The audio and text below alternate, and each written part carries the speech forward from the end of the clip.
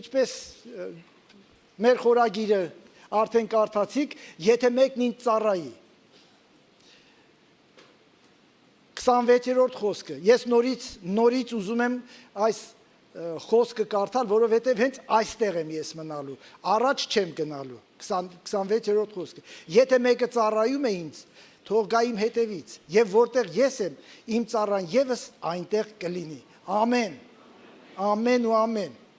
Ընդհանրապես, իմ սիրելի քույրեր, եղբայրներ, նոր կտակարանի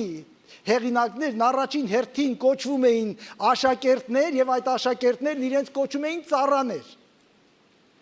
Խոսելով քրիստոնեության մասին, մենք հաճախ մոռանում ենք, որ եթե ուշադրություն դարձնենք ավետարանի մեջ, քրիստոնյա բառը կգտնենք մի քանի հատ, իսկ ծառա, աշակերտ հարյուրավոր։ Ինչ եմ ուզում ասել սրանով, որ այդ աշակերտներն ու այդ ծառաները եւ նրանց ծառայության շնորհիվ մենք կարող ենք իմանալ պայմանները, իսկական աշակերտների եւ իսկական ծառաների մեզ թողած ժառանգության շնորհիվ մենք կարող ենք իմանալ պայմանները իսկական ծառայության եւ իսկական ծառայողի։ Աշակերտ ծառա լինելը շատ հանգիստ չէ,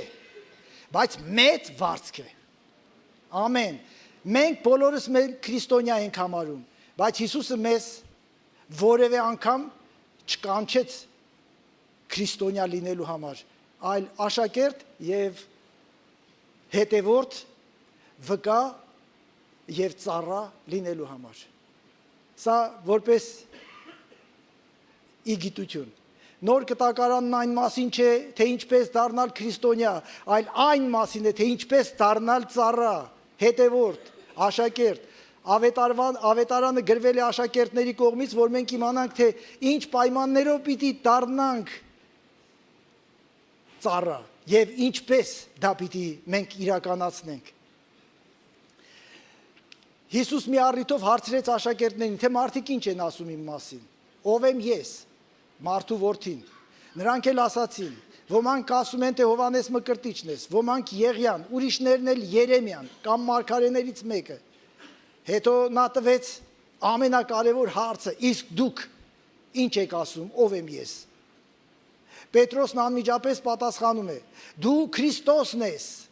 ապրող Աստծո որդին։ Ինչպես ամբողջ Իսրայել, այնպես էլ աշակերտները, որ հրաներ էին, անհամբեր սպասում էին Մեսիային, բոլորն էին սպասում, որ գա եւ հաստատի իր թագավորությունը Երուսաղեմում, իրենց ազատի հռոմացիների գերությունից, բայց Հիսուս նրանց բացատրեց, թե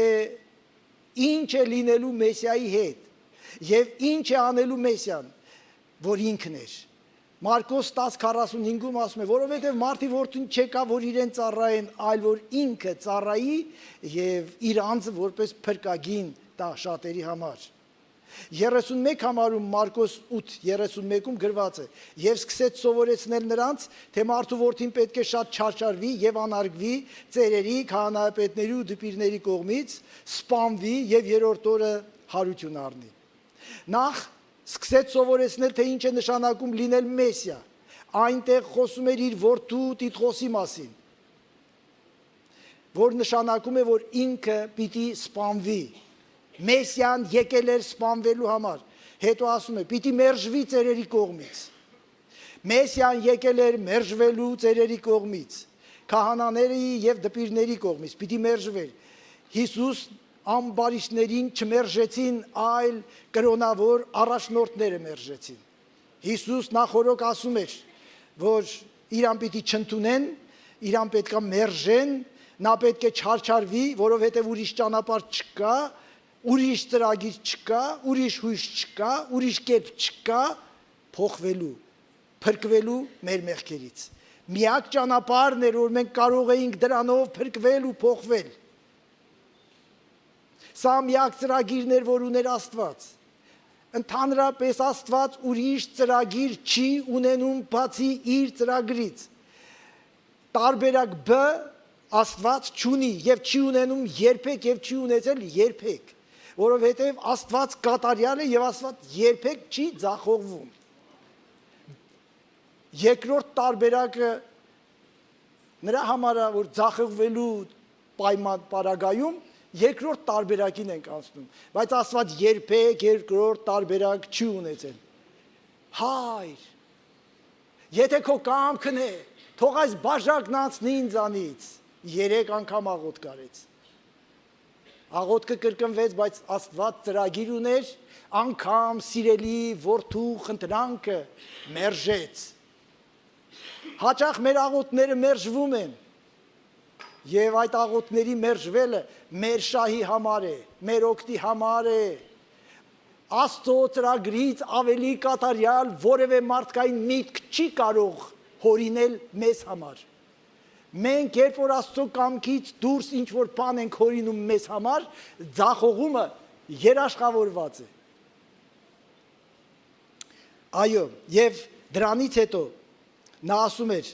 պետք է փառքով հարություն առնի մեռելներից 3-րդ օրը, եթե նա միայն չարչարվեր, նա կլիներ անհաջողակ, բայց 3-րդ օրը փառքով հարություն առնելով հաղթում է մահվանը։ Ամեն բան ասեց, մինչև ինչ որ պիտի տեղի ունենար։ Հիմա մի բան կանգ առնենք եւ այս մեր ամեն խոսակցության նպատակը մեկն է, որ կանգնենք նրա առաջ, հիմա ես եւ դուք ձեր տեղը նստած հարցնեք, ես այդ ծառան եմ, որովհետեւ Հիսուսն ասում էր, իմ ծառան, որտեղ ես եմ, ինքը այնտեղ կլինի, ինքը իմ նման կլինի, իմ ծառան պիտի անցնի այդ նույն ճանապարհը, ինչով ես եմ անցել, իրեն պետք է չընդունեն, իրեն պետք է մերժեն, լսեք, շատ չարչարված խոսք է, բայց ես շատ ասել եմ եւ շատ լսել, որ ասում են, ամեն իսկական քրիստոնյա իր ճանապարհը ինչով անցավ Հիսուս պիտի անցնի, իր Գողգոթան պիտի ունենա, իր Գեթսեմանին պիտի ունենա, իր Պիղատոսի պալատը պիտի ունենա, քահանայապետի սրահը պիտի ունենա, ուրացումը պիտի ունենա, հարազատ մարդու կողմից պիտի ուրացվի, պիտի մատնվի եւ այսպես շարունակ։ Եվ նրանք, ովքեր այս կյանքը, քրիստոնեական կյանքը ներկայացնում են որպես հեքիաթային, չգիտեմ, կարծես հայտնաբերել են հեքիաթային գանձերի կղզի, նրանք հաճախ հիասթափվում են, կոտրվում են, որովհետեւ այո, երիտասարդ ես ուժը տեղն է, բայց կծերանաս։ Հիմա հաջողվում ես, մի օր կձախողվես։ Ես հիշում եմ տարիներ առաջ, երևի մի 15-20 տարի առաջ, ինչ որ միջոցառում, ինչ որ պաշտամունք էր, որին ծառայում էր Արտավազդ եղբայրը, մեր սիրելի եղբայրը, երբ որ տեսավ շարժում կա, այս միջանցքում կանգնած էինք, ասավ Ռուբիկ եղբայր, ձեր եկեղեցում արթնություն կա։ Մտքովս մտածեցի, այ Արտավազդ եղբայր ջան, այս ինչ արթնություն է։ Կարդացել ենք, չգիտեմ, Ուելսի արթնությունը, կարդացել ենք, չգիտեմ, որտեղի արթնությունը, այս ինչ արթնություն է։ Հետո երբ որ այդ արթնության ալիքն անցավ, հետո սկսվեց անապատային շրջանը, ես մտածեցի, իմաստուն մարդը ճիշտ էր ասում, մենք այդ ժամանակ արթնություն էինք ապրում։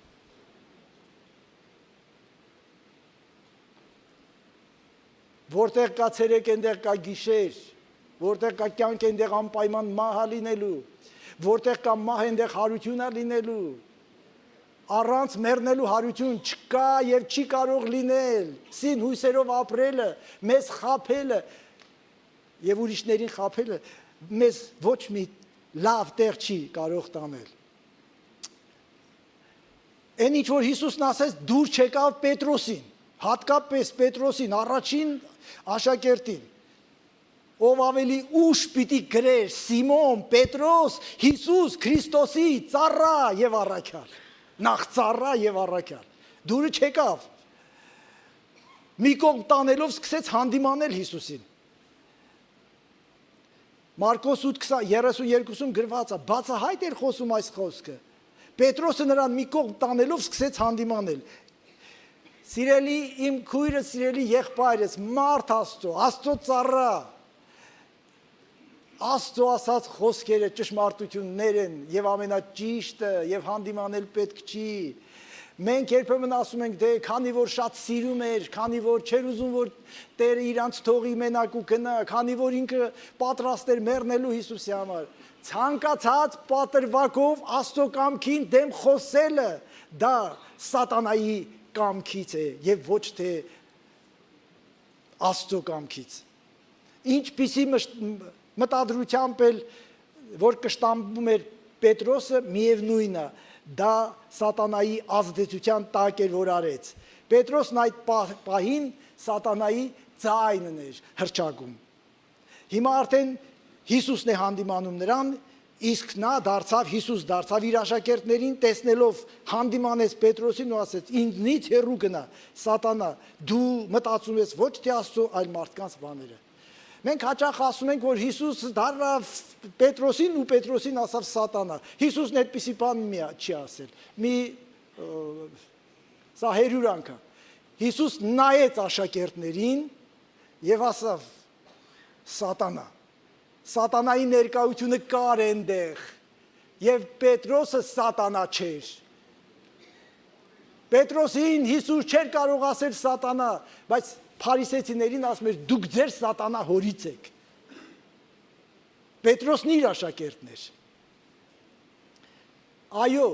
որտեղ Աստծո կամքին հակառակ միտք է հնչում, այնտեղ սատանայի ազդեցությունը կա։ Ոչ թե Պետրոսը սատանա էր, այլ սատանայի ազդեցությունն էր այնտեղ։ Շատ սատանան հենց ինքն էր այնտեղ ներկա։ Եվ Հիսուս սատանային ասավ. հեռու գնա։ Հեռու գնա։ Դու իրավունք չունես։ Հիսուս Պետրոսին նայելով չասաց, այլ աշակերտներին նայելով ասաց։ Հիսուս Պետրոսին սատանա չկոչեց, որովհետև Պետրոս սատանա չէր։ Այդ պահին սատանան այդտեղ էր։ Հիսուս հանդիմանեց սատանային։ Հալելույա։ Հիսուսն իրավունք ուներ հանդիմանելու։ Հիսուսն իրավունք ուներ սաստելու։ Սա սատանայի երկրորդ փորձն էր անապատի փորձությունից հետո, երբ սատանան առաջարկում էր աշխարհի փառքը, եթե Հիսուս երկրպագեր իրեն եւ նույն պատասխանը լսեց։ Հիշում եք անապատի փորձության ժամանակ։ Հեռու գնա։ Հետևանցի։ Մինչև այստեղ 31-33 խոսքերում Հիսուս բացատրում էր, թե ով էր Մեսիան, եւ հիմա 34-ից սովորեցնում է, թե ով է Մեսիայի հետևորդը, աշակերտը, որ բոլորն իմանային, թե ինչ հեռանկար է սպասվում այդ Մեսիայի աշակերտներին, այսինքն ինձ եւ քեզ, հետևորդներին, որ գին պիտի վճարեն դրա համար։ Ժողովուրդ, այսօր քիչ է խոսվում խաչ կրելու մասին, գին վճարելու մասին։ Այսօր խոսում ենք ունենալու մասին, գրպաններս լիք կլինի, սրտներս առողջ լինի, սրկի զարկերը լինի նորմայի մեջ, խալեստիրինը, խալեստիրինը, գլյուկոզայի մակարդակը եւ այլը եւ այլը։ Շատ պարզ էր ասում։ Ես թագավոր եմ, ես Մեսիան եմ եւ խաչ պիտի բարձրանամ։ Եվ ձեր կյանքում էլ խաչ պիտի լինի։ Եթե ուզում եք իմ հետևից գալ, որովհետեւ որտեղ ես եմ, եթե մեկը ծառայում է ինձ, պիտի լինի այնտեղ, որտեղ ես եմ։ Ամեն։ Չէ, Հիսուս, մենք ուզում ենք լինենք այն 5000-ին կերակրող պահի մեջ քո կողքին, այն որ տարերքը հանգստացրեցիր, այն որ անդամալույցի ձեռքը բռնեցիր, բարձրացրեցիր, այն որ խուլին բժշկեցիր, բորոտին մաքրեցիր, կույրին տեսողություն տվեցիր, այդ ժամանակ ուզում ենք քո կողքին, բայց խաչ, այս որ դառնա, 21-րդ դառնա վերջապես, այս ինչ հետամնաց բաներ եք խոսում։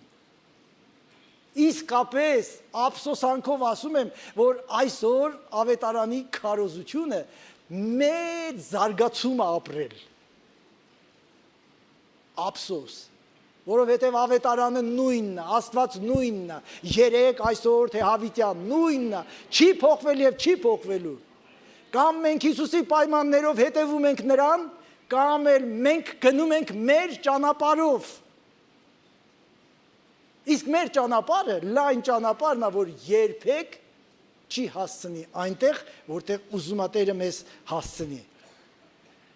Եվ նա ժողովրդին եւ իր աշակերտներին իր մոտ կանչեց ու ասեց նրանց. եթե մեկը կամենում է իմ հետևից գալ, թող իր անձն ուրանա, իր խաչը վերցնի եւ իմ հետևից գա։ Դու ուզում ես նրա հետևից գնաս։ Բայց ոչ սրա, ոչ այս պայմանով էլի Հիսուս, վերջապես ընտանիք ենք պահում, վերջապես հազարումի հարցեր կա։ Կարծես Հիսուս չգիտի։ Հիսուս գիտի ամեն բան։ Ես այդպիսի դաս շատ ցավոտ մի դաս ստացա, երբ որ հիվանդ մեծ ինֆարկտից հետո մեռնում էի։ Ես Հիսուսի ասում բացատրում էի, բա գիտես, իմ փոքր երեխան 4 տարեկանը, բա գիտես, այն կինեն 5 երեխաներին ոնց է պահելու, բա գիտես, մինչև Տերը միտքս լուսավորեց, այդ ես չգիտեմ ինչ բան ես բացատրում։ Ասեցի Տեր, թող լինի քո կամքը, եւ դրանով վերջացավ ամեն բան։ Ինչպես հայտնի է, ես չմեռա այն օրը։ Այո։ Եվ 3 պայման է այստեղ առաջարկում։ Պայման առաջին. Մեսիայի հետևորդը պիտի լինի անձնուրաց։ Այնքան ենք լսել, լավ ես արել։ Ուզում եմ հարցնել, իսկ քո լսածը քո կյանքում իրականություն դարձել է։ Ուրեմն իմացեք, դասը այնքան պետք է մնա նույնը, մինչև սովորենք այդ։ Աստված հենց այդպես էլ վարվում է մեզ հետ։ Մենք ուզում ենք փոխի առաջ գնանք, հասնենք այն վերջը, հասնենք վախճանաբանությանը, հասնենք սուրբերի հափշտակությանը, բայց այդտեղ պիտի հասնենք, ոչ թե շրջանցելով։ Իսկ ինչ է նշանակում ուրանալ անձը։ Նշանակում է հրաժարվել եսասիրական ցանկություններից, գիտակցելով, որ մեր վարձքը այստեղ եւ հիմա չի տրվելու մեզ։ Ումա խոստացել Աստված վարձք այստեղ։ Օրբիկ եղբայր, դու չես կարդացել, հարուրապատիկ է խոստանում։ Չէ, ես էլ ուզում եմ ասեմ, դու լավ չես կարդացել, հիմա դրան կհասնենք։ Երկրորդ պայմանը, խաչը վերցնել, չարչարանքի պայմանը, ծառայի պայմանն է, Հիսուսն է առաջարկել, սա Ռուբիկ իր չարության պատճառով չի ձեզ ասում, դե մի լավ բան ասա էլի։ Ես հավատում եմ, որ հիմա մեր ծառայողական կոնֆերանսի ժամանակ սրանից լավ բան ասել չէի կարող։ Այո, այսօր շատերն են ոսկյա խաչ կրում, ոսկյա տարբեր նյութերից, չգիտեմ, եւ զարդեր խաչի տեսքով, եւ դա ոչ մի կապ չունի այն խաչի հետ, ինչի մասին խոսում էր Հիսուսը, դուք հասկանում եք։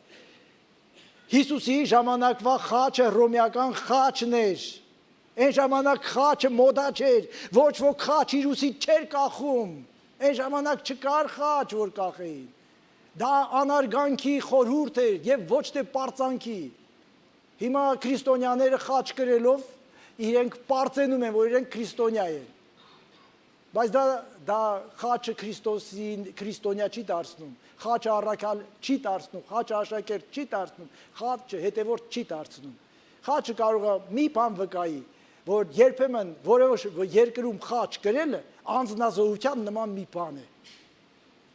Վտանգավոր երկրում, որտեղ քրիստոնյաներին սպանում են, խաչ կրելը դա հերոսություն է։ Բայց քրիստոնյա նորմալ երկրներում խաչ կրելը պարծանք է։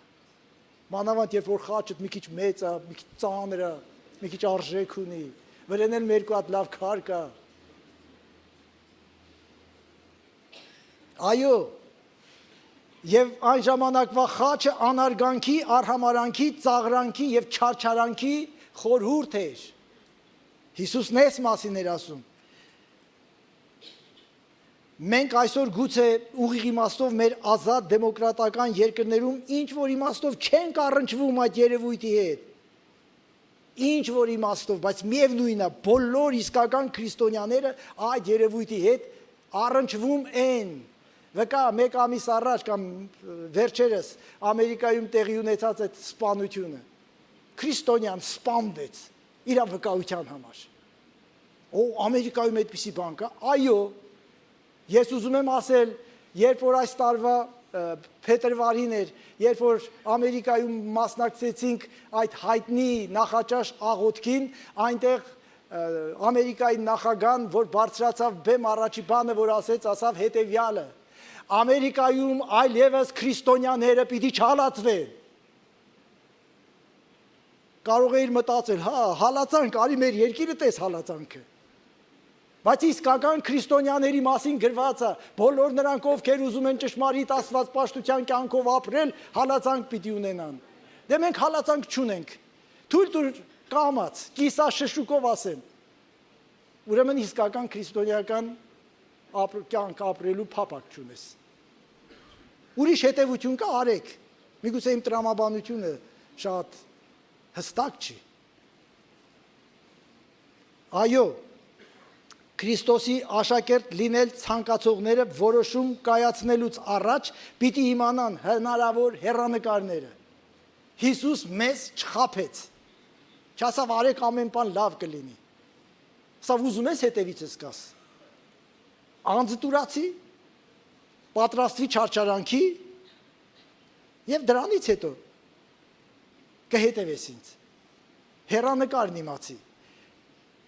Երբ մենք մեր հավատքի եւ վկայության համար մեր հասցեին լսում ենք վիրավորանք եւ ծաղրանք, դա նշանակում է, որ մենք կրում ենք մեր խաչը։ Հիսուս չի առաջարկում փորձել տեսնել մեզ, համապատասխանում է, սազում է, համաձայն ենք սրան, փորձնական շրջան չի տալիս։ Առաջարկում է, ուզում ես գալ, սա է պայմանը։ Նախընդունի պայմանը, հետո հետևիցս արի։ Ուրիշ կերպ Տերը մեզ չի հրավիրել իր հետևից գնալու։ Այս պայմանի բավարարումն է առանցնացնում Հիսուսի ծառային քրիստոնյաներից, Քրիստոսի հետևից գնացողին եկեղեցի հաճախորդներից։ Միայն այս պայմանը։ Այո, մենք գիտենք, մենք ինքները շատերս մեր կյանքից կարող ենք վկայել, թե երբ ենք քանի տարի եկեղեցի գալուց հետո ենք դարձել իսկական հետևորդ։ Ասա հասկանում եմ ինչի մասին ես խոսում։ Այո, սկզբից ինչ որ մեկը տեսել է, արի մեր եկեղեցի, գիտես, մեր հովիվը գիտես ով է, մեր չգիտեմ աղոթք ենք անում, բժշկվում եք, մեր մոտ մարգարեություններ կա, գալիս են, հիասթափվում գնում են։ Իսկ նրանք ովքեր գալիս են միայն այն պայմանով, որ Հիսուսի հետևից պիտի գնան եւ նրան պիտի փառավորեն ցանկացած պայմաններում եւ ցանկացած իրավիճակում այն պայմաններով, որ Հիսուսն առաջարկեց։ Ամեն։ Ես ստորագրել եմ այս թերթիկի տակ։ Չթվա, որ ես հերոս եմ։ Չթվա, որ ես հասել եմ։ Ես ընկնում եմ, ես վեր եմ կենում, ես ձախողվում եմ, ես սայթակում եմ, ամեն ինչ լինում է, բայց ես նպատակակետը իմ մտահորիզոնում ունեմ։ Միևնույն է, ցանկացած գնով ես ուզում եմ հասնել, եւ ես գիտեմ, Աստված օգնում է այն մարդկանց, որոնք ի հեճուկս ամեն դժվարությունների գնում են իրենց նպատակի հետևից։ Հռոմացիների 12:1-ում գրված է. «Արդ աղաչում եմ ձեզ եղբայրներ, Աստծո ողորմությամբ, որ ձեր մարմինները ներկայացնեք որպես կենդանի, սուրբ եւ Աստծուն հաճելի զոհ, որ ձեր բանական ծառայությունն է»։ Ծառաներ, ծառայողներ, սա մեր բանական ծառայությունն է եւ վերջ։ Ուրիշ բան ես չեմ կարդում։ Այն ինչ մենք կարող ենք զոհել, այն է ինչ արժեք ունի հավիտենության մեջ։ Անձը զոհելի պատրաստակամությունը, խաչը վերցրած լինելն է, անձը ուրանալն է, հենց սա արտահայտում։ Մեր խաչն այնտեղ է, որտեղ մեր կամքը խաչվում է Աստծո կամքի հետ։ Ես դանդաղ ասեցի, որ արագության տակ չկորի։ Մեր խաչն այնտեղ է, որտեղ մեր կամքը խաչվում է Աստծո կամքի հետ։ Մեր խաչը մեր հիվանդություններն ու խնդիրները չեն։ Մեր ընտանիքները, մեր կինը, մեր ամուսինը, մեր երեխաները չեն։ Մեր վատ հարևանը եւ անբարեհաճ ղեկավարները չեն մեր խաչը։ Մեր խաչը մեր կամքի փոխարեն Աստծո կամքը կատարելն է։ Մեզ հաճեցնելու փոխարեն Աստծուն հաճեցնելն է։ Ինքներս մեզ հաճեցնելով, մեր կամքը կատարելով, ոչ մեկին չենք կարող օգուտ տալ։ Մեր ծառայությունը արդյունավետ չի կարող լինել։ Մեզ պետք է խաչ կրել, այն էլ սիրուց դրդված, ինչպես Աստված սիրո պատճառով իր որդուն զոհեց։ Ամեն։ Ինչպես քիչ առաջ էլ լսում էինք այս մասին։ Առանց սիրո ծառայություն չկա եւ առանց սիրո որևէ ծառայություն արդյունք չի կարող բերել։ Այո, մենք անցել ենք հոգեգալստական եկեղեցու, հիսունական եկեղեցու բոլոր խավարաններով, սայթակումներով, անկումներով, շատ բան չենք իմացել, փակ լինելու պատճառով շատ ինֆորմացիա չենք ունեցել, աշխարհի քրիստոնյաների կյանքին ծանոթ չենք եղել, որևէ քրիստոնեական գրականություն չենք կարողացել ունենալ փակ սահմանների եւ արգելքների պատճառով։ Բայց միևնույն է, այս սուղ ինֆորմացիայի պայմաններում մարդիկ կային, որոնք հասկացել էին մի բան, Հիսուսին պիտի հետևեն իրենց պայմաններով, չարչարվեցին, բանտարկվեցին, նահատակվեցին, շատ բան չիմանալով հանդերձ մեծագույն փառքի ու պսակի արժանացան։ Ամեն։ Փառք Տիրոջը։ Եվ երրորդ բանը, որ ասում է, պիտի իմ հետևից կան։ Պիտի գնանք նրա հետևից։ Հիմա տարիներ առաջ երկիծաբաններից մեկը գրեց. այս տարի ձյու տարի է, բայց մարդիկ շարունակում են իրենց էշը քշել։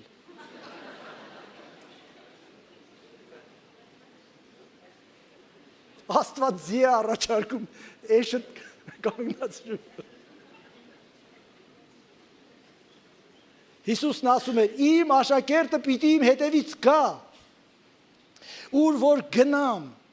պիտի գա, ինչ որ խոսեմ, պիտի լսի եւ հետևի իմ օրինակին։ Ամեն։ Գնալ այն ճանապարհով, որով գնում է Հիսուս, ոչ թե իր ընտրած ճանապարհով։ Հիսուսին պետք չէ իր հետևից գնացող ամբող, որոնք հիանում են նրանով, նրա արած գործերով, բայց իրենք իրենց կյանքով են ապրում, ինչպես այսօր շատերս։ Հավանություն ենք տալիս, ծափահարում ենք, լավ խելացի պատգամներ ենք լսում, փառք Աստծո, հիմա ինտերնետում ծով պատգամներ կան, հավանում ենք, համեմատում ենք այս մեր մոդայից դուրս եկած հովվի մոդայից դուրս եկած քարոզներն ենք լսում, հələ արեք լսեք ինչ է ասում, այս մեզ երևում է խափում են, բանից պարզվում է, կա ուրիշ ճանապարհ, կա, իհարկե կա, Հիսուս չի ասել, որ ուրիշ ճանապարհ չկա, կա երկու ճանապարհ, մեկը խաչի ճանապարհն է, մեկն էլ լավ ճանապարհն է։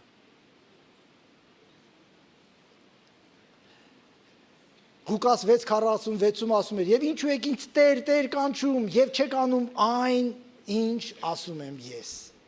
Պատկերացրեք աշակերտների վիճակն այս պահին։ Նրանք մտածում էին, շուտով ամեն բան հարթվելու է, ազատվելու ենք ռոմացիների լծից եւ Հիսուսի հետ թագավորելու ենք։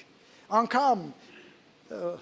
այն զույգ եղբայրները իրանց մորը համոզեցին, երեկով եկան Հիսուսի մոտ ու ասեցին. մենք ուզում ենք, որ քո արքայությունը որ հաստատես, դե եկել ես հաստատելու, չէ, այսօր չնի, վաղը կլինի, էլի, հաջորդ ընտրություններում կլինի։ Մենք ուզում ենք, որ մեզանից մեկին քո աջ կողմը նստացնես, մյուսին էլ քո ձախ կողմը։ Դրան ինչ պատասխանեց Հիսուս։ Դա իմ որոշելիքը չի, դա Աստծո որոշելիքն է, բայց ձեզ մի գաղտնի բան ասեմ։ Այն բաժակը, որ ես խմում եմ, դուք կխմեք, կարող եք խմել, կարող եք։ Այն մկրտությունը, որով ես պիտի մկրտվեմ, կարող եք մկրտվել, կարող ենք, բայց այ ասեմ, աջ ու ձախ նստելը ինձանից չի, այլ իմ հորից է։ Կա մեծ վարձք աշակերտի, հետևորդի համար, որ Մարկոս 9:35-ում Հիսուսն ասում էր, որովհետև ով կամենա իր անձը փրկի կկորցնի այն, եւ ով իր անձը կորցնի ինձ համար եւ ավետարանի համար կփրկի այն։ Սա մեծագույն պարադոքս է։ Լսեք, ավետարանը մեծագույն պարադոքսների գիրք է։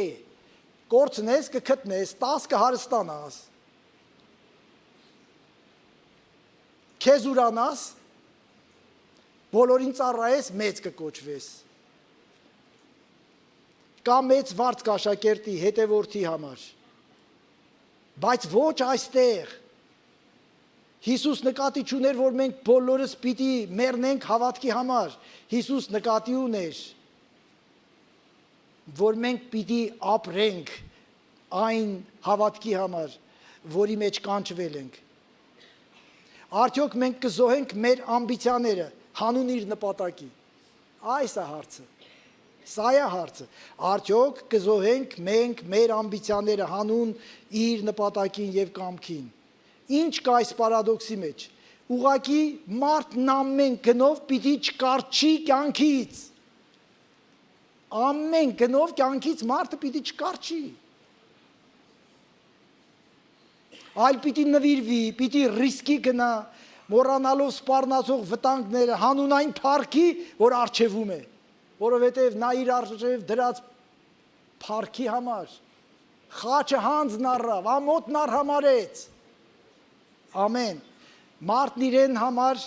հարմար տեղում պատրաստված պիտի չսպասի իր մահվանը։ Գիտեք, 1-2 օր առաջ, նաև այսօր առավոտյան պատգամի հետ կապ չունեցող, ես կարծես թե մի պահ առանձնացել էի, թեկուզ ինչ-որ գործով էի զբաղված, գիրք չէի կարդում, աղոթք չէի անում, ուղղակի ինչ-որ բանով իմ առանձնասենյակում, առավոտ դեռ շատ վաղ էր, ես մտածում էի, Տեր իմ Աստված, հիմա ես ուզում եմ հարմար ինչ-որ տեղ տեղավորվեմ մինչև մեռնելս, թե ես դեռ անելիք ունեմ։ Ես աղոթք հետո այդ պահին սթափվեցի, ասեցի, Տեր, ինձ մի թույլ տուր, որ ես հանգիստ տեղավորված սպասեմ իմ մեռնելուն։ Եվ ես ասում եմ, քանի ես կամ պիտի ծառայեմ, լավ եմ ծառայում, վատ եմ ծառայում, միշտ ասել եմ, սրանից ավել չեմ կարողանում, ավել կարող է տա Տերը։ Եվ ես հիացած չեմ իմ ծառայությամբ, ես շնորհակալ եմ իմ ծառայության համար։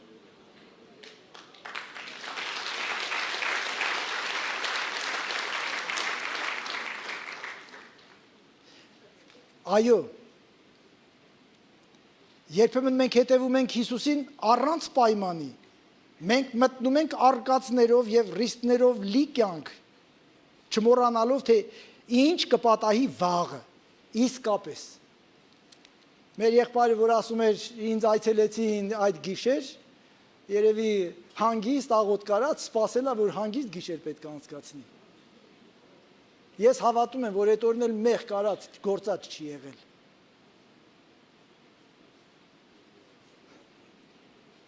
Բայց դա պատահում է։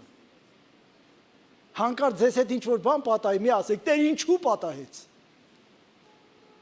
Որ խելքդ գա գլուխդ։ Ես միշտ ասել եմ, մի իմաստուն մարդու խոսք, որ ասում էր,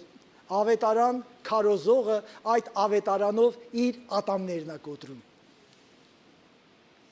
Այդ իմ քարոզած ավետարանը իմ ատամները շատ է կոտրել։ Ուղղակի իմաստով չեմ ասում, փոխաբերական իմաստով։ Դու մեծ տեղից խոսում ես,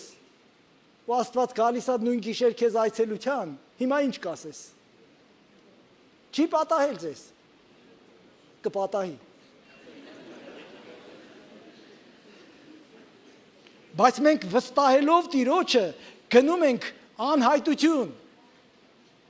Ամեն օր մենք մտնում ենք անհայտություն։ Ամեն օր, երբ որ լույսը բացվում է, մենք աղոթում ենք, Տեր, պահիր մեզ չարից, որովհետև չարը դեռ երկրի վրա է, դեռ հին բնությունը, այդ դաժան, անողոք,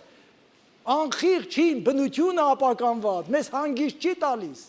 Ես միշտ ասել եմ ու չեմ ամաչում, երբեմն կանգնում եմ, ասում եմ, ես իմ հետ խոսելով, չեմ խելագարվել, ես իմ հետ խոսելով ասում եմ, Ռուբիկ, դու դեռ շարունակում ես ինձ խանգարել, քո հին մարդը քեզ չի խանգարում, դե փառք Աստծո, եթե չի խանգարում, եկեք ինձ սովորացրեք, ոնց անեմ, որ չխանգարեմ, բայց Պողոսի գրած խոսքերն ասում է, որ խանգարումը պայքարների մեջ եմ, Պողոսը Ռուբիկի պայքարը չէր նշում, իր պայքարն էր նշանակում, ուզում եմ բարին անեմ, չի ստացվում, տեսնում եմ չարը կա, Պողոսից լավը չեմ ես դեռ երկրի վրա եմ, ամեն, ամեն, ամեն, այո, Այդպիսի մարդն ամեն օր վտանգների եզրին եւ չի ուզում մեռնել, բայց չի էլ վախենում մեռնելուց։ Այդպիսի կյանքը դառնում է արդյունավետ, իսկական ծառայություն։ Այո, ես առնչվել եմ մահվան 3 առ 3 հանդիպել եմ։ Շատ հանգիստ չի։ Խաղուպար չի։ Ամենախորհրդավոր, ամենաանհայտ երևույթն է բոլոր երևույթներից։ Բայց հանուն մեկ օր ավելի երկար ապրելու ես չեմ ուզում տանուլ տալ այն կոչումը, որ Աստված տվել է, որովհետև ինչ օգուտ կստանա մարդ, եթե ամբողջ աշխարհը շահի եւ իր անձը կորցնի, կամ ինչ փրկանք կտա մարդն իր անձի համար։ Աշակերտությունը շահի եւ կորստի հարց է։ Ուշադիր, նորից կրկնեմ, աշակերտությունը շահի եւ կորստի հարց է։ Պիտի հասկանանք, որ գտածը, շահածը անհամեմատ ավելի թանկ է, քան կորցրածը։ Հիսուս մեզանից չէր ուզենա կյանք, եթե կյանքից ավելին մեզ չտար։ Ամեն։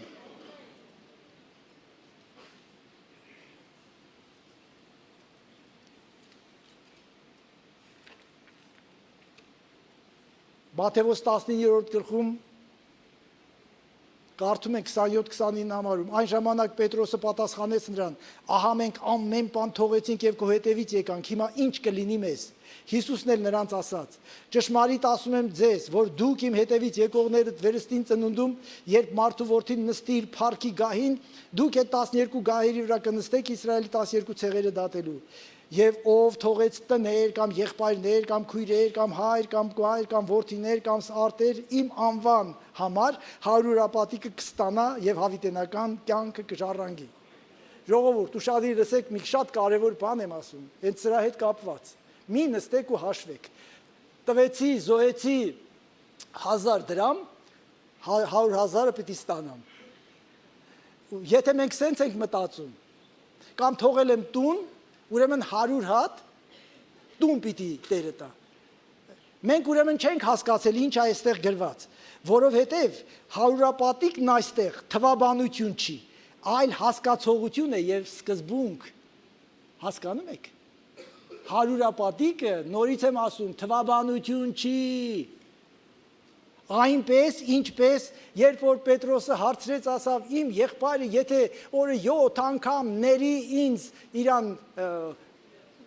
իմ դեմ, չգիտեմ, մեղանչի, ես ներեմ իրան, Հիսուսն ասավ, չեմ ասում 7 անգամ, այլ 7 անգամ 70։ Հրեաների մոտ այս հասկացողությունը, այս սկզբունքը նշանակում էր, մի հաշվի, քանի անգամ որ լինի, ների։ Հիմա այստեղ 100-ապատիկը կստանաս, դա նորից եմ ասում, թվաբանություն չի, այլ որքան ուզենաս այնտեղ կստանաս, անգամ քո ուզածից շատ կստանաս, քո ստացածը անհամեմատ ավելի շատ է լինելու, հավիտենական է լինելու, արժեքավոր է լինելու, քան այստեղի քո ժամանակավոր կորցրածը։ Ամեն։ Որոշումը մերն է, ծախսել մեր կյանքը դատարկ ժամանակավոր բաների վրա, թե դնել արքայության համար։ Թողել թե չթողել։ Այս է հարցը։ Հասկանում եք, ես ուր գնացի։ Տաղանդներին, հատուկ մարդկանց, Աստված ինչ որ բան է տալիս, որ գոնե ժամանակի իմաստով, այս երկրի իմաստով մշտական իմաստ է ստանում։ Լինել թե չլինել, սա է խնդիրը, սա է հարցը։ Ես կոչ եմ անում, լինել, զոհել թե չզոհել, ուրանալ թե չուրանալ, հետևից գնալ թե չգնալ, ես կոչ եմ անում, գնալ։ Մեզ համար հարցը միանշանակ է, գնալ։ Ինչ կարժենա, ինչ ուզում է թող արժենա, ես պատրաստ եմ,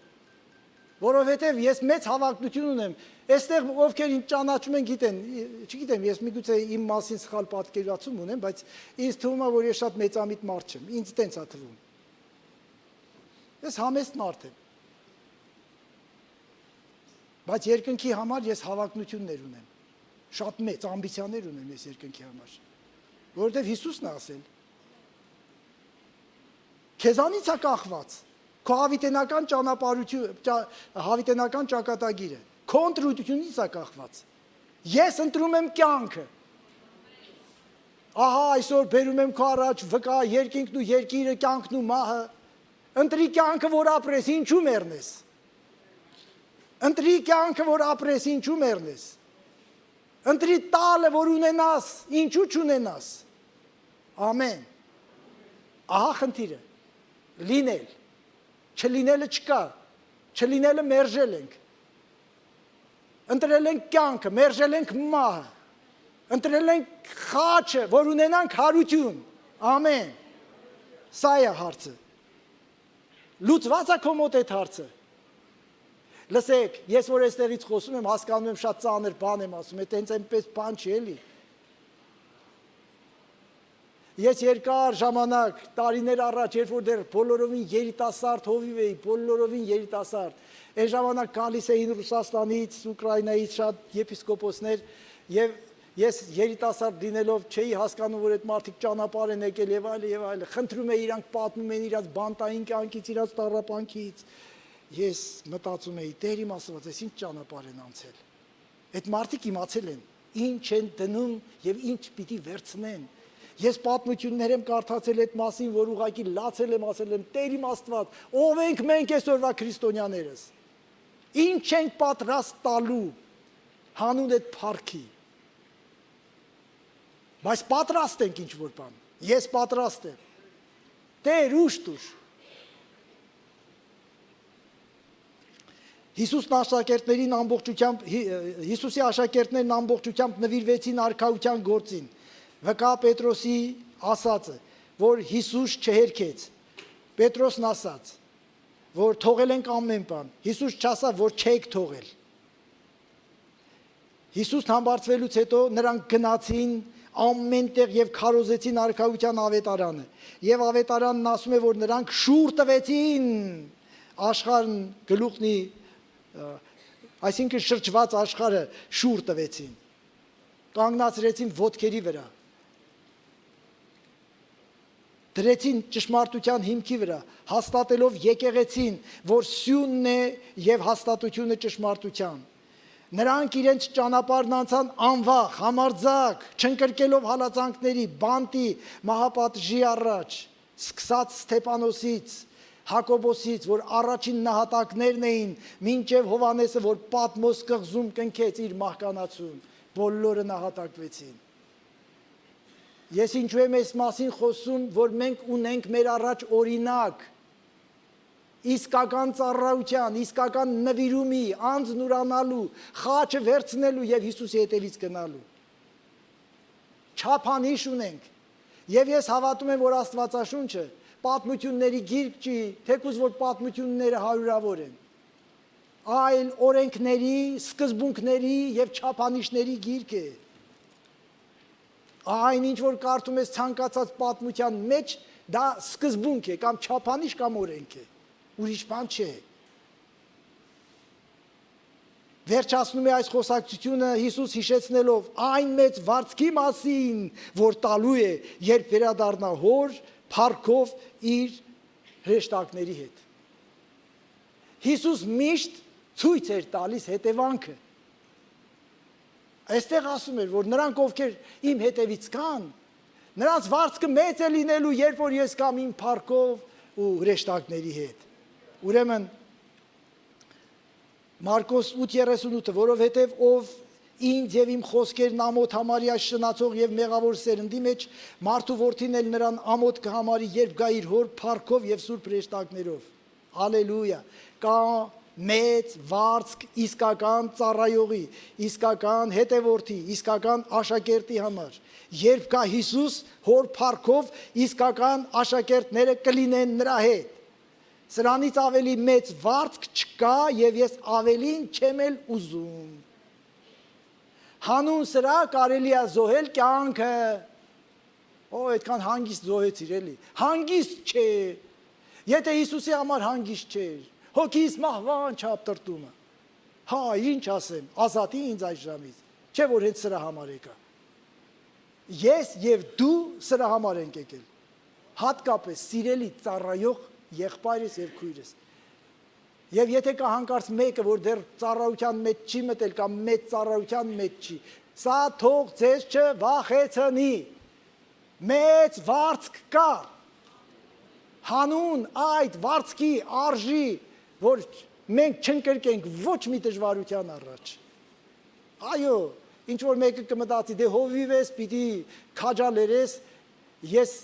չեմ ուզենա, որ այսօրվա մեր համաժողովը լինի հերթականը, որ մենք վերաբերվենք ամեն պատգամի, որպես սովորական պատգամ, դե համագումարի ժամանակ պատգամներ պիտի լինի, այլ ընդունենք որպես Աստծուց մեզ ուղարկած պատգամ։ Այո, եթե Աստված էշին խոսացնում է, եթե Աստված կարող է էշին խոսացնի, մեծ հպարտություն չի, որ այստեղից կանգնող մարդն ասի, Աստված կարող է իմ միջոցով էլ քեզ բան հարցնի։ Ոչ թե որովհետև ես եմ ուրիշի միջոցով չի կարող, այլ քիչ առաջ ինչ որ մեկի միջոցով էր մեզ փոխանցում, հիմա իմ միջոցով, քիչ հետո մեկ ուրիշը կլինի, վաղը կգնաս դուրս եւ կհանդիպես մի իրավիճակի, որ քեզ դաս կտա։ Ամեն։ Ամեն։ Լսեք, ձեր ամենամեծ դասատուները ձեր ընտանիքներն են, քո կինն է, քո ամուսինն է, քո երեխան է։ Ես գիտեմ ինչ եմ ասում։ Կյանքդ ես պատմում, այո, իմ կյանքն ու քո կյանքը իրարից տարբեր չէ։ Մենք նույն կավից ենք հունցված։ Ամեն։ Եվ դա խաչ կրել մի համարեք։ Երբ որ կկանգնես քո կամքին հակառակ, որպեսզի Աստծո կամքը անես, սա արդեն խաչ կրել է։ Երբ որ անձդ կուրանաս ու Հիսուսի հետևից կգնաս եւ նրան կասես. Տեր, դեռ չկարդացած թե ինչ ես ասում, ես արդեն մաքուր թերթի վրա ստորագրում եմ, այո։ Այդա խաչ կրել է։ Հիսուսի հետևից գնալը։ Ես ծանրուտ հետև չեմ անում, ես չեմ սակարկում, գինը չեմ քծում, չեմ էժանացնում, չեմ թանկացնում, այլ ասում եմ այո։ Ես հաճախ աղոթք եմ արել ու ասել եմ. Տեր, վաղվա համար եւ իմ կյանքի մնացած օրերի համար, անցյալի համար կարող եմ ափսոսել, որ միգուցե չեմ հասկացել սա, բայց այսօրվա եւ սրանից հետո իմ կյանքի ամեն վարկյանի համար ես ասում եմ այո, դեռ չլսած թե ինչ ես ասելու վաղը։ Ես ասելու եմ այո, թե դու ինձ ուր կուղարկես, լավ կլինի, վատ կլինի։ Երբեմն ես որոշում եմ կայացնում, այս երկիրը չեմ գնալու։ Եվ գլուխս կախ գնում եմ։ Ամեն, չխոստովանեմ, թե որտեղ որ երկիրը, թե չէ բարձություն կունենամ։ Տերը օրհնի ձեզ։ Հերիքա, Պողոսն ասում էր, նայելով ձեր տարիքին պետքա որ, այսինքն այդ թղթի հեղինակը, պետքա որ վարդապետներ լինեիք, սովորեցնողներ լինեիք, բայց հիմա կարիք ունեք ավետարանի առաջին սկզբունքները սովորելու։ Մենք պիտի հասունանանք։ Հիսուսն այդ ճանապարհով անցավ, որ մեզ փոխի, որ մեզ իր նմանը դարձնի։ Մոտենամ ավարտին, որովհետև այո, ես պիտի շուտով վերջացնեմ։